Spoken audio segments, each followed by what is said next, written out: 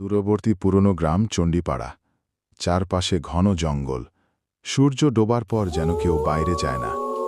এক বয়স্কা ঠাকুমা গ্রামের বাচ্চাদের চারপাশে বসিয়ে বলছে, কালো চাঁদের রাতে ডাইনি আসে। ওদের নখে আগুন, চোখের রক্তের মতো লাল জ্যোতি। ওরা শিশুদের প্রাণ চুরি করে নিজের জীবন বাড়ায়। বাচ্চারা ভয়ে গিলে ফেলে।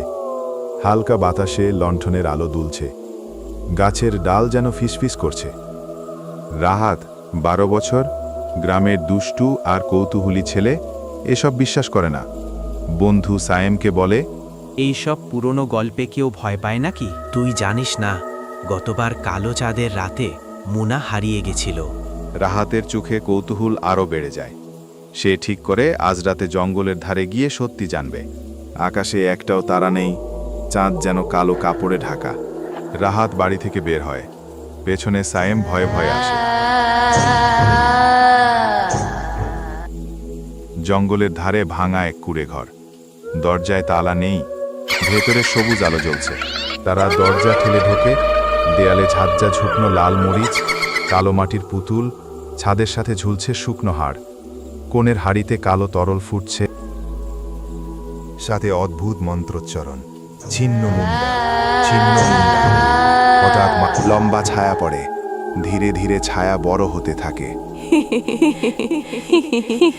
ডাইনি বেরিয়ে আসে। লম্বা নখ, লাল চোখ, সাদা মুখে ফাটা দাগ, চুলে কাকের পালক। মেঝে থেকে ধোঁয়া উঠতে শুরু করে। বাতাস ঠান্ডা হয়ে যায়। রাহাত আর সায়েম দৌড় দেয়, কিন্তু কুড়ে ঘরের বাইরে এসে দেখে গ্রামের রাস্তা বদলে গেছে। গাছের ডাল বাঁকা হয়ে পথ আটকে দিয়েছে। ভূত উড়ে এসে মাটিতে পড়ে। মাটিতে তার নখ ঠুকে যায়। ধাপ, শ্বাসের শব্দ, দূরে কুকুরের হাউ হাউ ডাক। ডাইনি রাহাতকে ধরে ফেলে, কিন্তু তাকে মেরে ফেলার বদলে তার কণ্ঠ বদলে যায়। শোন বাচ্চা, আমি একসময় এই গ্রামের মানুষ ছিলাম।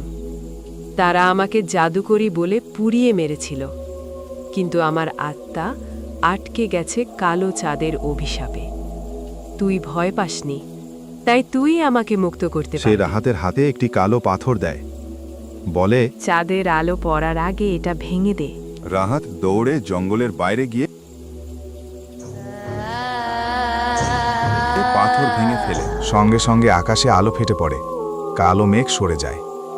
ডাইনি ধোঁয়ায় মিলিয়ে যায়। বাতাসে হালকা গন্ধ, জুঁই ফুলের মতো। রাহাত আর সায়েম বাড়ি ফেরে। মনে হয় সব ঠিক আছে, কিন্তু রাহাতের ঘরে টেবিলে কালো পাথরের ভাঙা টুকরো পড়ে আছে। জানালার বাইরে থেকে সেই কর্কশ হাসি। হে হে।